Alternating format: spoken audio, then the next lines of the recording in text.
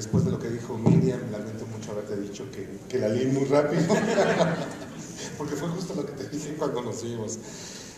Pero lo primero que me llama la atención de la novela es, conozco muchos, todos son de personajes históricos, es novela histórica, y después abro y es no solo de lo que está ocurriendo aquí y ahora, sino además es una novela que ocurre en 20 y tantas horas, en 20 horas. ¿Por qué ese cambio? Yo creo que era fundamental, no es solo soy yo creo que a todos los mexicanos en este momento nos lacera el presente, nos preguntamos por qué llegamos al estado de cosas en el que llegamos. Porque es una presentación después de la cuarta transformación, esta presentación. Estamos nuevos, es un nuevo país. Pero siendo muy serios, nos preguntamos por qué llegamos aquí, por qué perdimos el rumbo, por qué rompimos el contrato social, por qué no tenemos mínimos comunes en los que definirnos como país. Y el presente es una obligación también para el escritor histórica, pensando en el presente. Escribo preguntar sobre el presente y porque deseo que no se repitan los mismos errores de la historia. No escribo novela histórica por nostalgia de la historia. Claro que en este caso había que, yo me metí solito en camisa de 11 varas por decidir que iba a ocurrir, que la estructura del libro eran 20 horas, ni siquiera un día completo en la vida de la protagonista, una periodista que se dedica a la investigación de feminicidios y desapariciones de mujeres. Pero esa elección de esas 20 horas también era propositiva, porque lo que yo quería era comprimir el tiempo y expandir la percepción.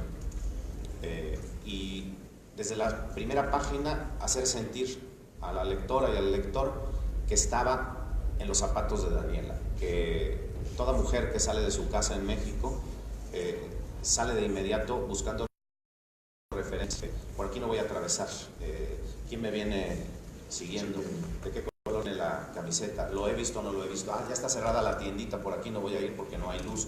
Voy a darle la vuelta por este lado. Es terrible que vivamos nuestra vida sabiendo a qué hora salimos de nuestra casa, pero no sabiendo si vamos a regresar completos, sanos y salvos. Y yo quería que esa misma sensación, que sí es una sensación de angustia, que Daniela está viviendo esas 20 horas, fuera la sensación del lector, que finalmente es quien está acompañando a Daniela a lo largo de toda la novela. Tengo que comentar que trágicamente nos acompaña, no solo en tu novela, sino a veces en la vida diaria. Pensamos, ¿y ahora qué va a pasar y qué vamos a hacer? Qué bueno que sacaste lo de Daniela, porque es una protagonista. Estaba pensando mientras la leía, de pronto pensé en, ¿te acuerdas? 24 horas de la vida de una mujer, y decía, bueno, esa novela de Zweig es sobre los sentimientos, que era lo que, digamos, era lo que les permitían a las narradoras, a los personajes femeninos hablar.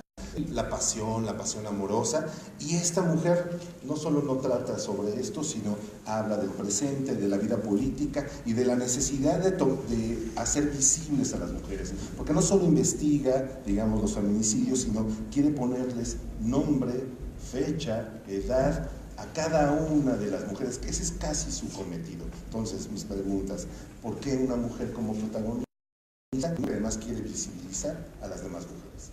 Sí, si lo vemos en sí, está este famoso test de Bechdel que dice, para que haya realmente una película con protagonistas femeninos, debe de haber al menos 2 mujeres en la película que tengan nombre propio, que no tengan necesariamente una relación con un hombre y que hablen. Y curiosamente, la mayor parte de las películas no pasan eso. Son películas incluso siempre desde la perspectiva masculina. Yo creo que las periodistas mujeres en México han dado unas muestras de valentía, no que los periodistas hombres no lo sean también, unas muestras de valentía brutales, que lamentablemente han tenido que terminar publicando sus trabajos de investigación periodística en forma de libro, porque las editoriales las acogen cuando los propios medios para los que ellas trabajaban les cierran la puerta. Entonces, Daniela, protagonista como muchas mujeres periodistas mexicanas que ya no tienen ni siquiera un medio donde escribir, que le han cerrado las puertas el poder y que al quedar así también queda absolutamente indefensa. La fragilidad brutal de sentirse perseguida, pero además de sentir que no hay absolutamente nadie que pueda ayudarla. Y por eso también es una novela en la que no hay, es de los pocos spoilers que voy a decir, pero precisamente por este mismo test de Bechdel, ¿no? Porque a fuerza tiene que haber una historia de amor si hablas de una protagonista femenina, ¿no? Ella está siendo perseguida, son sus 20 horas de sobrevivencia. Claro, que ese era el prejuicio literario cuando los escritores del 19, incluso bien entrado el 20, hablaban de las protagonistas femeninas, ¿no? Tenía que ser, al menos la liberación amorosa, ya no y ahora no tiene nada que ver, sino tiene que ver con la vida política, tiene que ver pero además tiene amigos, y tiene un buen amigo que tiene una orientación sexual distinta, y eso también hace la novela no solo muy moderna, sino con lo que estamos viviendo, lo que está ocurriendo. 3 personajes, una mujer, el amigo y un policía, digamos, que está sufriendo un padecimiento, que tiene cáncer, que está a punto de morir, y quizás por eso se arriesga a hacer lo que hace. Yo no voy a hacer el spoiler. ¿Nos permiten qué circunstancias? Empezó a pasar una cosa muy interesante cuando yo estaba haciendo novela, que además es una de las preguntas que todo artista se tiene que hacer: ¿hasta dónde sigo? ¿O cuándo paro? ¿Cuándo me detengo? Y justo el personaje masculino, este ex militar o ex policía, se llama Fausto, es un personaje también amalgamado de muchos aparentes vengadores anónimos que empezaron a aparecer. De hecho, con Luis Carlos Fuentes, mi editor, decía: es que esta escena es imposible, mató a 4, que mate solo a 1. Pues es que exactamente así empezó mi interés por estos vengadores anónimos, por un caso real de un ex policía que de Metepec a la Ciudad de México le dispara a los 4 asaltantes, los mata, se baja y le dice a la gente del autobús: no me reconozcan, ¿no? Ya lo salvé. Y es solo por el peritaje de cómo fueron los balazos que se sabe que es un bien entrenado, porque además eran las 6:30 de la mañana, estaba oscuro y eran un autobús, pues cortinitas cerradas, ¿no? Pero Fausto me permitía contar a alguien que también desde dentro del sistema está harto del sistema. Entiendo claramente, por supuesto, que la justicia por la propia mano es una línea muy, muy lábil, ¿no? Pienso, por ejemplo, recientemente en Puebla, hubo un linchamiento de 2 personas que además ni siquiera eran culpables de nada y fueron incinerados en vivo, en tiempo real, y la gente con sus teléfonos grabando estas especies de bonzos forzados por la justicia colectiva, ¿no? Entonces es un personaje con el que tengo que tener mucho cuidado, porque la línea moral de él es también... Y el otro es un especialista en cibernético, que sabe de hackers, que sabe de muchísimas cosas de este tipo, porque también el momento en que se descubrió que el gobierno federal había contratado el sistema Pegasus, con el que investigaba a sus enemigos y a los periodistas. Entonces yo necesitaba también un personaje que acompañara a Daniela y que fuera experto en cosas en las que Daniela no necesariamente va a ser experta, o son tan pocas horas que, aunque lo sepa hacer, no tiene tiempo de ponerse a buscar. Claro. Y además te permiten, creo, otra cosa: la solidaridad de los extraños. Es decir, ya no pueden estos personajes con la ayuda que esperarían, la ayuda de los políticos, la ayuda de los policías, la ayuda de sus amigos en la prensa, y de pronto se tienen que ayudar entre ellos, que se desconocen, que no conocen demasiado en sí mismo, y uno tiene que confiar en el vecino, que es lo que ocurre justamente en la novela, en el amigo, en alguien. Sí. Y esa solidaridad también la vivimos todos los que hemos vivido en edificios, ¿no? Puede ser tu vecino de enfrente, ese mismo vecino puede ser un matón, ¿no? Hoy vivimos en una red que puedes tener esa misma posibilidad, o también tener junto a ti a la persona que más te amenaza, que está viviendo al lado de tu propio departamento. Entonces eso le agrega otros miedos a los miedos físicos, por la integridad, por saber si sales solo de tu casa. Hay una escena en la novela en la que Daniela le reclama al vecino que hace muchas fiestas, que sí puede ser más cuidadoso, y se enfrenta brutalmente a la cuenta de un matón. Así es. Y que desata un poco también la acción dramática. Hay muchas referencias a periodistas, a articulistas, a medios. ¿Por qué utilizaste esas referencias reales, esas personas reales que están en tu novela? Un poco la estética de todos los miedos, yo quería que fuera la estética de Facebook Live, ¿no? O sea, es esa estética que tenemos todos en el teléfono y estamos viendo la realidad y la estamos grabando en tiempo real. Y de allí que esté llena de referencias, ¿no? Es curioso que alguien que no es chilango, que de hecho detesta la Ciudad de México, escriba sobre un barrio en particular de la Ciudad de México, sobre calles concretas de la Ciudad de México que ni conoce y que no le gusta. Pero yo necesitaba todas esas referencias, necesitaba que fuera de la Narvarte, del Escandón, que hiciera todo este tipo de cosas. Y fui muy cuidadoso. Si hay una tienda, por ejemplo, en Petén, que vende tortas, pues es la tienda de tortas, ¿no? O en este caso, cómo están incluso los números de los edificios, qué edificio hay en qué número. Había que tener ese cuidado casi de precisión antropológica. Y si lo estabas haciendo en el terreno del descriptivo, también había que hacerlo en el terreno de quiénes son. Y eso me permitió algunas venganzas, porque el policía sí no existe en la vida real, pero se apellida igual que un cónsul mexicano que estaba en Miami, y en la feria de Miami me tocó una discusión con Pablo Simonetti y Andrés Oppenheimer, que son las dos personalidades que yo nunca hubiera juntado en una misma mesa, y yo hablé sobre la guerra de Calderón en ese momento. En ese evento me persiguió hasta el coche, gritándome, insultándome, diciendo que yo era un pésimo mexicano y que hablaba mal de México en el extranjero. Le tuve que decir, pues usted no me invitó, ni el gobierno mexicano me invitó a esta feria, no pagó ni mi boleto, ni yo no tengo por qué ser un propagandista del gobierno de Calderón, ¿no? Y ese apellido, que se los dejo, es el del más malo de toda la película, que por cierto hasta como les digo que esta es la primera presentación de la Cuarta Transformación, pero hasta el día de ayer era subsecretario de Relaciones Exteriores, si quieren saber un poco más del gobierno de Peña. Entonces ya perdónalo. Ya. Estamos en otra cosa. Ya se lo echaron. Ah, bueno, sí, se lo echaron. Está bien. Esto que decías de Facebook Live, efectivamente tenemos el celular y podemos seguir historias en tiempo real, pero seguir historias en tiempo real te permite también estar, más o menos, estar ahí. Y hay algo que me gusta mucho de tu narrador, te lo comentaba un poco. Tu narrador todo el tiempo está tratando de que sea el lector el que esté mirando las cosas y el que se esté preguntando por qué ocurren las cosas. Daniela Rea, ¿tienes un plan?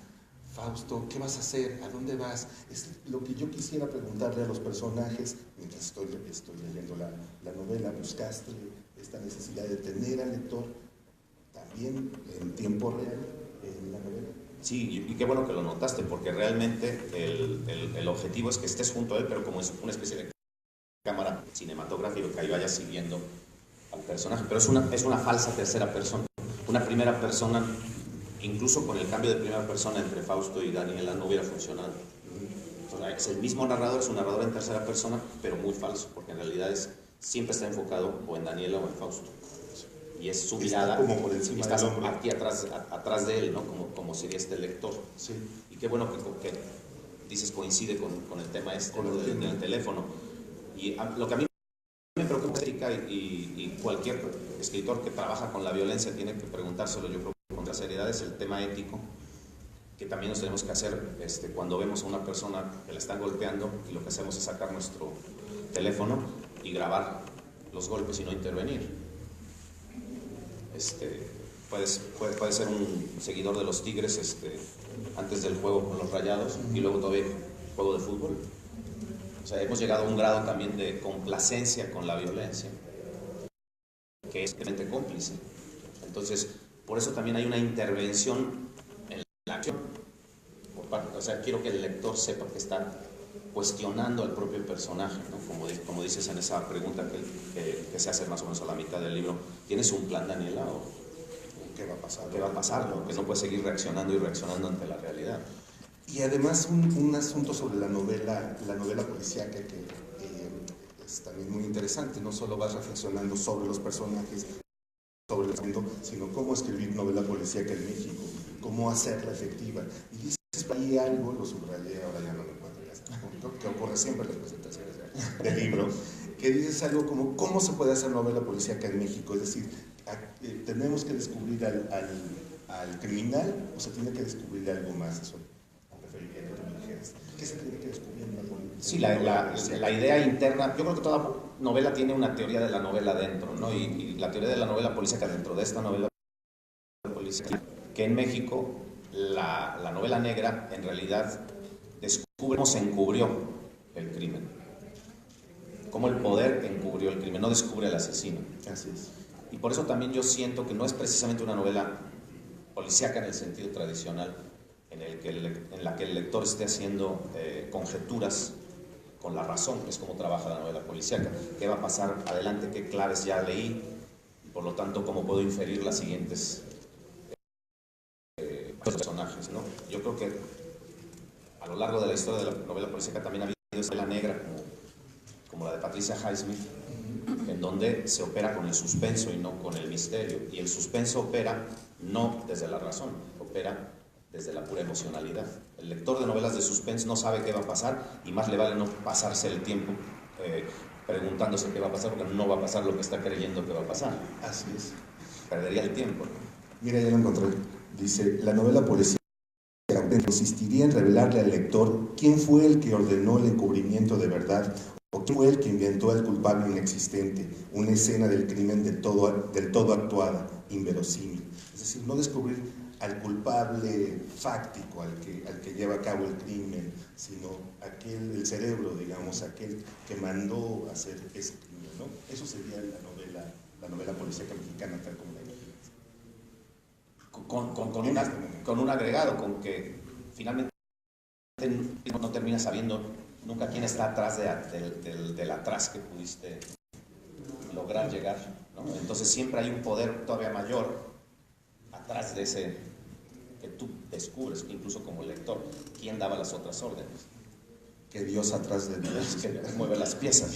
Mueve las piezas, ¿no?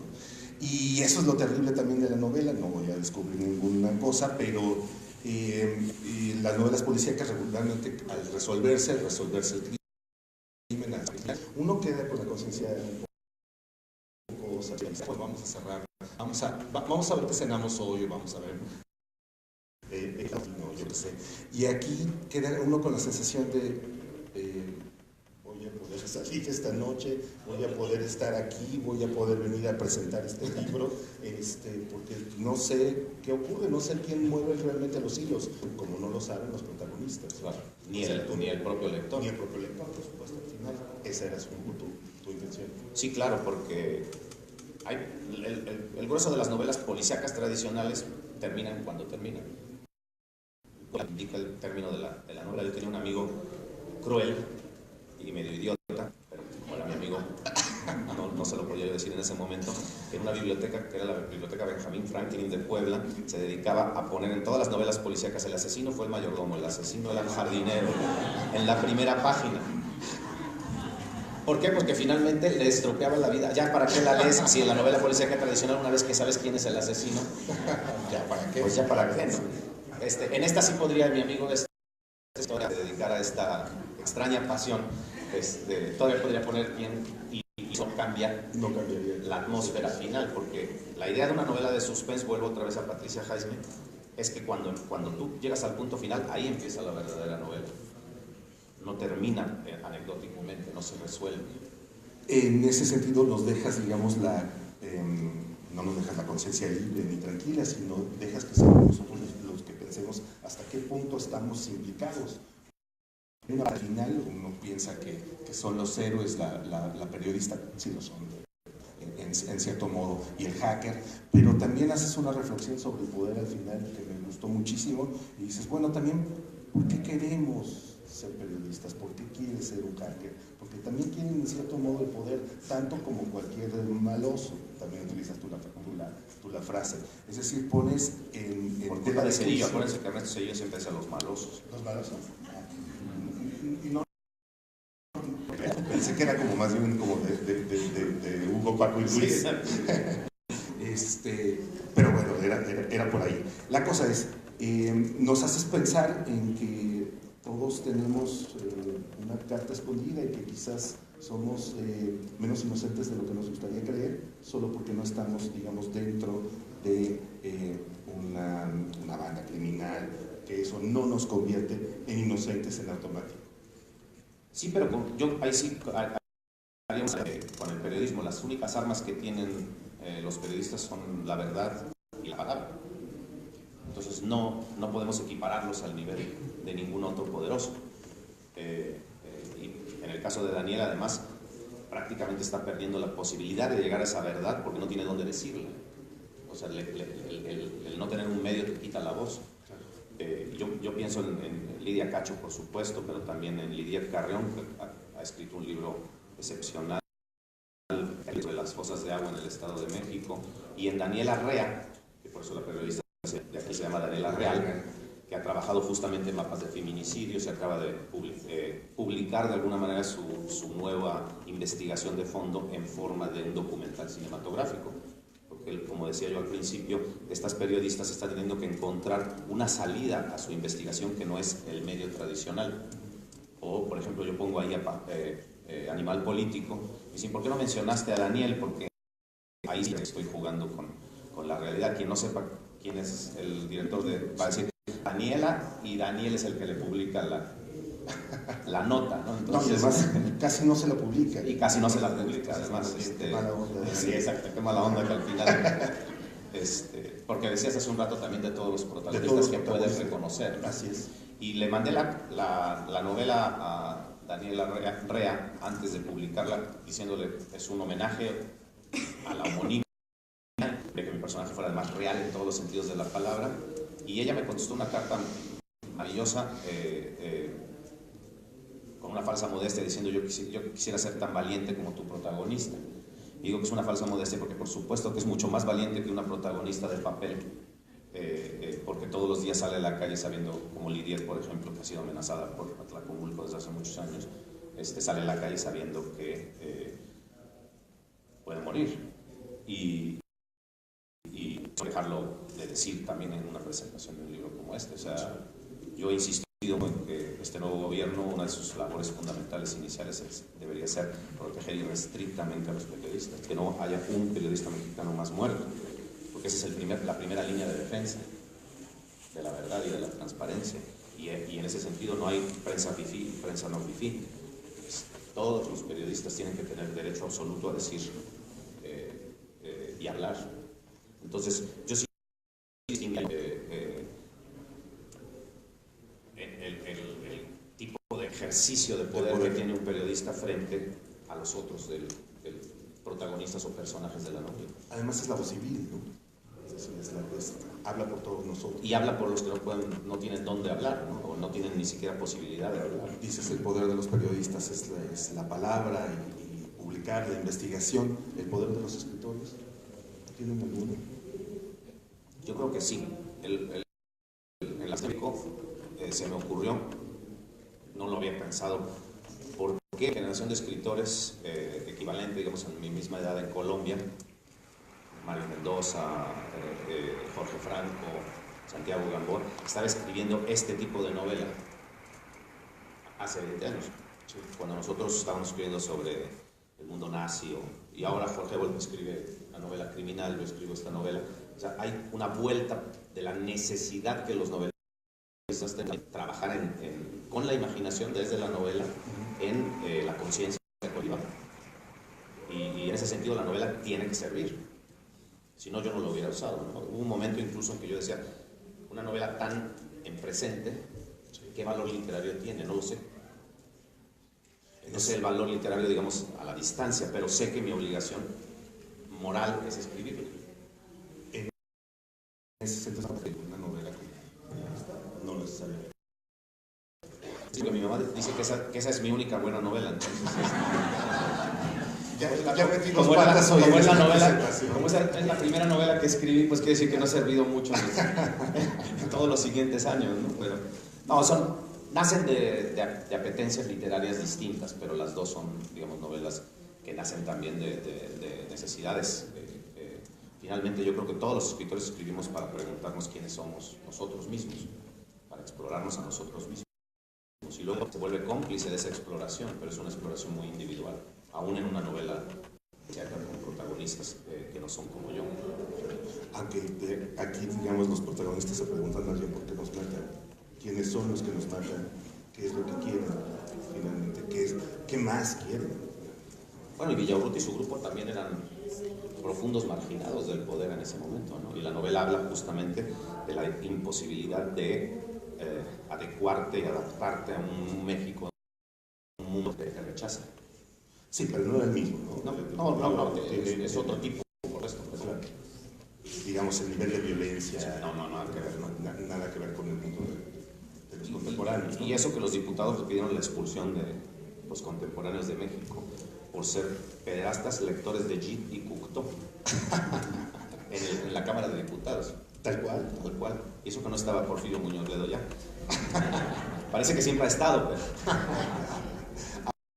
Ahora quiso... No sabríamos qué dijo. O no sabía qué dijo exactamente. Daniel, decías, no sabemos cuando concluye, en realidad no concluye, el punto final no es el punto final, tienes que seguirlo pensando. ¿Quieres decir que estás planeando alguna otra cosa con estos mismos personajes? Pues no por ahora, pero puede pasar. Ya nos está diciendo que sí está planeando algo. Acuérdate que Conan Doyle toda la vida de haber tirado las cataratas de Reichenbach a Sherlock Holmes. Lo terrible es que se repitió de Sherlock Holmes. Él decía que en no, realidad era un gran dramaturgo y un novelista histórico. Y un dramaturgo, y que sus obras de teatro no sabemos prácticamente nada, ¿no?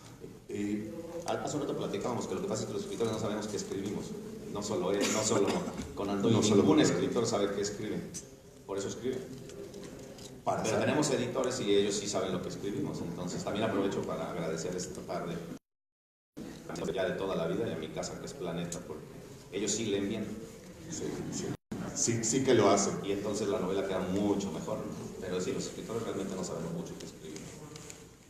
Y entonces, ¿cómo te guías? Entonces, ¿para qué estamos platicando aquí haciéndoles creer a todos ellos que tenemos alguna realidad, que nuestra razón sirve para algo? No, estoy seguro que además nos sentimos acompañados, porque nos sentimos acompañados en sentirnos perdidos, al menos, ¿sabes? En sentir diferente perdidos que nosotros. No, y por eso, digo, lo decía de broma, porque en realidad eso es lo que hace la imaginación, está todo el tiempo operando en otro registro distinto al de la razón, pero está operando justamente intentando explorar esas preguntas fundamentales. Y me gustaría pensar que desde otra trinchera, digamos, hace sentir a los periodistas que no están solos, ¿no? Aunque no triunfen, ¿no? Aunque la realidad sea mucho más grave, que está mirando y que está agradeciendo su trabajo desde otro lugar. Sí, voy a volver a citar la carta de Daniela Rea, porque tiene momentos muy bonitos, y hay un momento en que me dice: por cierto, mi hija también duerme del lado izquierdo de la almohada como Daniela Real, ¿no? Aunque yo no. Que quiere decir que ella lo leyó con un grado de... Para ella es una novela que no habla de otra persona, habla de ella misma. Y me imagino que para ella debe haber sido terrible, porque además solo a la protagonista. Y me dijo una cosa también, me dijo una cosa que era muy importante, creo yo, compartir, que eres, de alguna manera es distinto en términos de tu valentía cuando tienes hijos y no tienes hijos. Entonces, ella decía: mi gran temor era dejar a mi hija en la escuela y hablar a la hora, y a la directora dice, ya realmente me alucinaba, porque hablar a la hora, está bien mi hija. Entonces cuando me amenazaban a mí, pero la hija, no, pero es una hija, yo, dicen, podría haber llegado hasta las últimas consecuencias, pero ahora, porque no solo me estoy afectando a mí, sino estoy afectando a mi hija.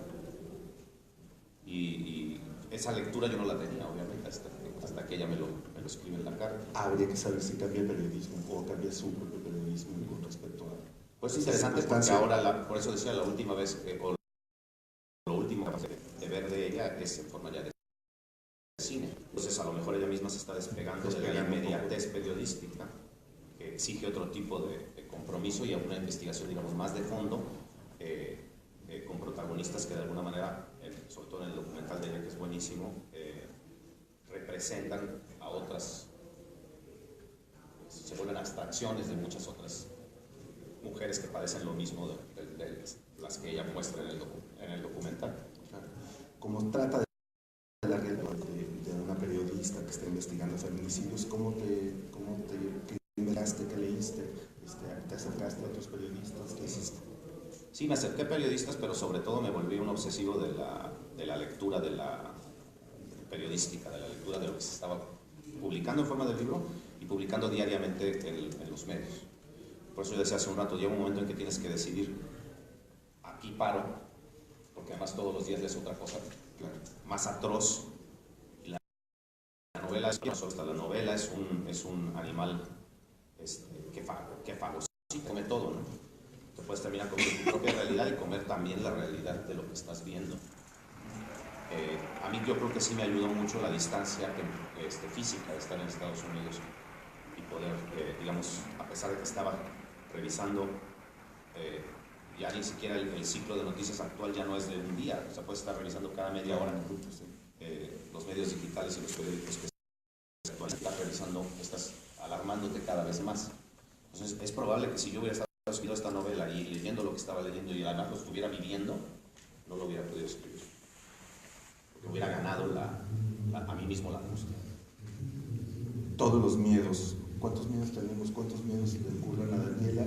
¿Y cuántos miedos nos quieres inducir con esta novela?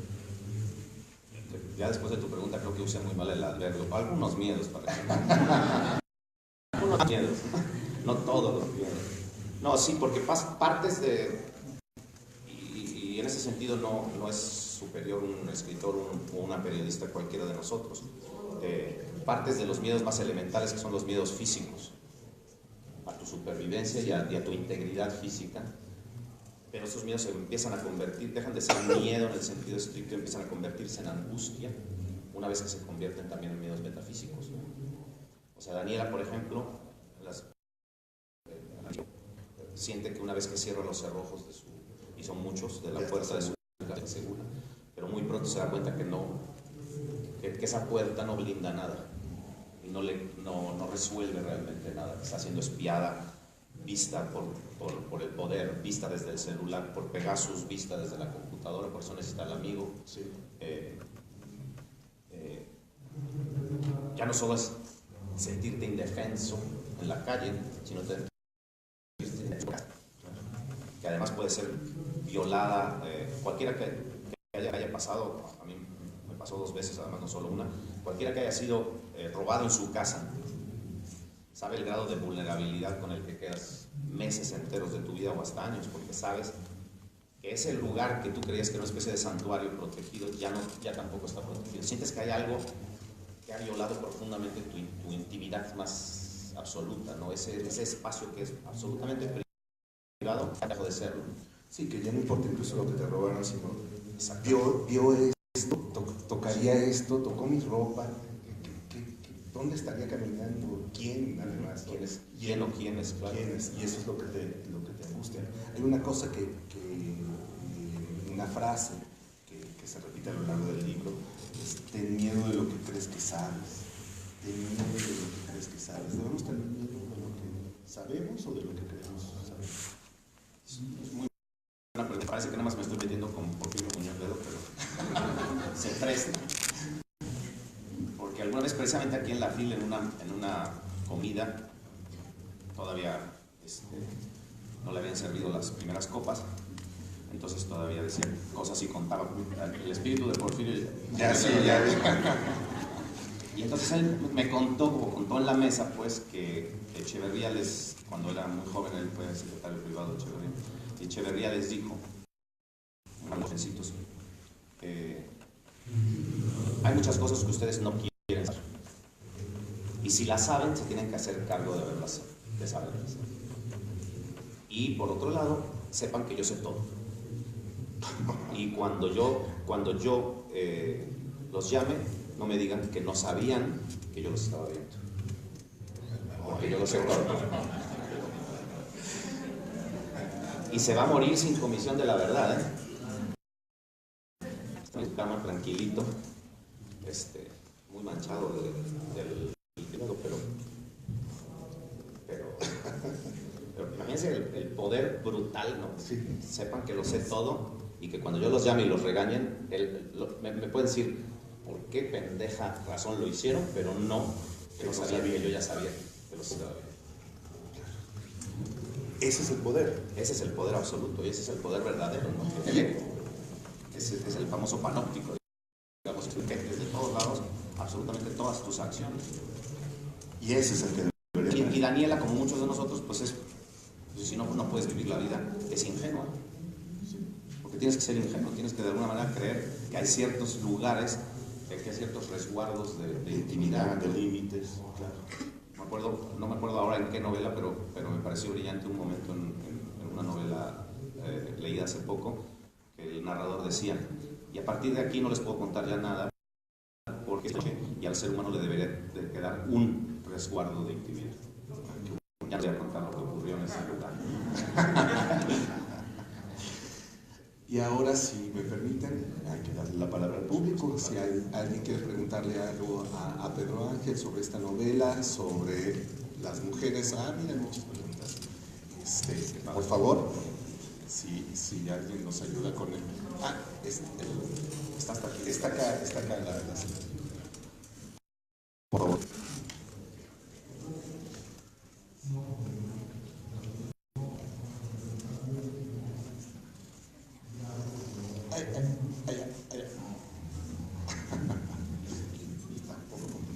Buenas tardes. Me gustaría saber si nos quiere usted decir cómo escribe. Yo he escuchado que algunas personas, unos escritores, dicen que escriben de tales a tales horas, se acabó. Tienen 10 horas para escribir, otros cuando le vienen. Me gustaría saber si usted nos los puede contar cómo se escribe. Muchas gracias, sí, claro. Yo no soy un escritor de rituales especiales o de manías, ¿no?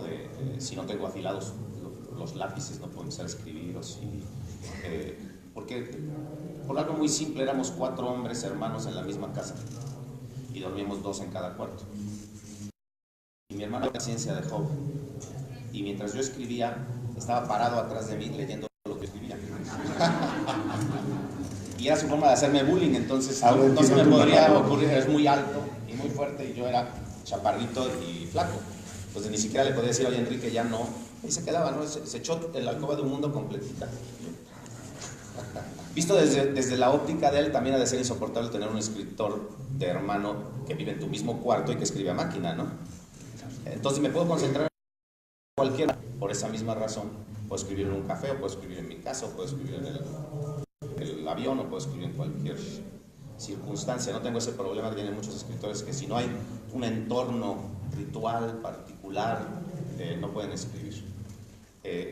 Y mi vida ha cambiado a lo largo que han ido, digamos, creciendo mis hijos. En algún momento fui un escritor más nocturno, porque los hijos molestaban mucho. Entonces, hasta que ya se dormían, yo podía escribir. Y ahora puedo ser un escritor diurno, porque ya están grandes y ya no dan lata, ya se van a la universidad y ya ni siquiera están. Entonces, también he cambiado mis horas. No hay tampoco que escribo ciertas horas, o que escribo en la noche solamente, o que escribo en la mañana. Precisamente porque como que me voy adaptando a la realidad de mis circunstancias para escribir. Entonces, quizás lo único es que sí, cuando estoy ya escribiendo una novela, quiero e intento escribir todos los días. Porque sí me ha pasado, digamos, en algunas ocasiones que dejar de escribir esa novela te vuelve casi imposible regresar a ella, ¿no? Por alguna circunstancia, por una enfermedad, por lo que sea, regresas a la novela y resulta que no puedes, ya no tienes el tono, ya no manejas a los personajes. Georges Simenon siempre se revisaba con su mismo doctor antes de empezar a escribir una novela y si sabía que estaba sano, entonces le digo, en 9 días no había problema, pero de todas maneras se revisaba médicamente antes de escribir una novela para saber que esos 9 días no iba a tener ni gripe ni nada y que nada lo iba a distraer, y de hecho nada lo distraía, se concentraban durante esos 9 días solo en escribir una novela.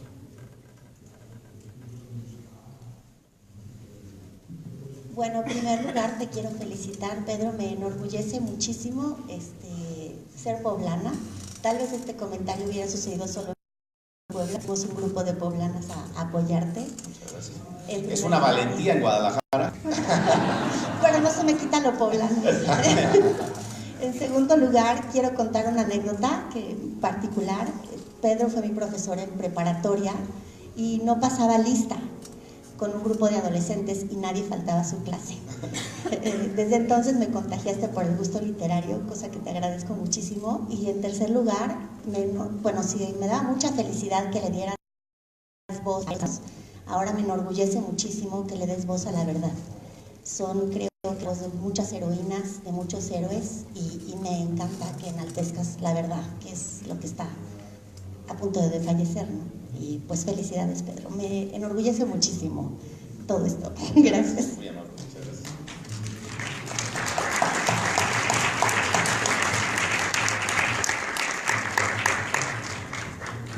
Es como las iglesias de pueblo, solo preguntan de este lado. Buenas tardes, Pedro. Mi marido fue alumno tuyo en la universidad. Mi pregunta es esta. Cuando tú escribes, ¿piensas que te enfocas a si quieres llegar a un adolescente, a un adulto, a una persona de tercera edad? O sea, cuando tú estás escribiendo tu historia, ¿lo visualizas o escribes para cualquiera? Para mi hijo de 15 años que está entrando en el mundo ahorita, ¿te lo imaginas? No siempre y no en todas las novelas. Es que no te imaginas a un público concreto, a una cara concreta o a un lector de carne y hueso, pero sí al tipo de ser humano, de persona a la que quieres tocar, a la que quieres llegar. Es más un lector en ese sentido que como alguien en marketing, como un target, ¿no? De decir, es para este segmento de la población para quien escribo, ¿no? Es más un tipo de persona determinada, ¿no? Quizá porque yo fui un lector omnívoro desde que era muy chico y en mi casa nunca me dijeron este libro es para esta edad o este libro es para tal otra, ¿no? Entonces, por un lado, digamos ese lado pero creo que sí, todo escritor tiene que imaginarse un lector, no puedes estar escribiendo, es de por sí un oficio muy solitario, no puedes estar en ese lugar donde estás escribiendo sin pensar que hay alguien de carne y hueso que te va a leer. Aunque muchas veces no le pone cara a tu lector, ¿no? Aquí en Guadalajara hay un círculos de lectura que organizan una cosa que a cualquier escritor le debería asustar horrible, que se llama algo así como los 3,000 lectores con. Entonces imagínense un escritor que vea 3,000 lectores, es una cosa así como los 1,000 niños que llegan aquí a la FIL, ¿no? Voy a terminar la anécdota diciendo una anécdota que pasó. Hubo un tiempo aquí en la FIL ha hecho unos experimentos padrísimos a lo largo de tantísimos años, y un experimento era una corriente de una escuela, te lee y es quien interventa. En vez de Daniel, en ese caso era una chica de 16 años, ¿no? Y por eso a lo mejor ya no pienso quiénes son mis lectores, porque llegó y me dijo, te odio, delante de todo. Yo era una princesa Disney y me desilusionaste para siempre. Se llamaba El Diván del Diablo. Después de esta novela, también, ¿qué profesor le da a una niña de 7 años? El Diván del Diablo. Ya no sé ni quién soy ni qué hago aquí. Y fue una presentación, todo el público todo el tiempo se reía, pero ella nunca captó que había algo de involuntario. Ella estaba verdaderamente enojada y seguía insistiendo. Cada vez eran más las risas y ella cada vez era más, obviamente, vehemente en que yo le había estropeado la vida con ese libro, ¿no? Entonces, a lo mejor por eso no veo mi lectura. No. A lo mejor ahora a lo mejor de veras sí me desgracia la vida, ya no lee, no viene a la... Una pregunta más. Mira.